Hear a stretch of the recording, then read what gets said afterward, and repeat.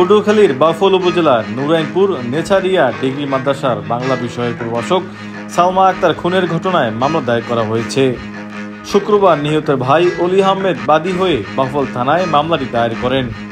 মামলার একমাত্র আসামি করা হয়েছে পূর্বক সালমা আক্তারের স্বামী সরোয়ার হোসেনকে। মামলার তদন্তকারী কর্মকর্তা এসআই শহীদুল জানান, 164 ধারায় স্বীকারোক্তিমূলক জবানবন্দি গ্রহণের জন্য আসামিকে শনিবার আদালতে পাঠানো হয়েছে। হত্যাকাণ্ডে ব্যবহৃত দা এবং অন্যান্য আলামত সংগ্রহ করা হয়েছে। এর আগে পুলিশের কাছে প্রাথমিক জিজ্ঞাসাবাদে সরোয়ার হোসেন বলেন, তিনি তার স্ত্রীকে এইচএসসি পরীক্ষা থেকে শুরু করে এমএ পাস পর্যন্ত লেখাপড়া করিয়েছেন, কিন্তু তিনি ছিলেন অবাধ্য।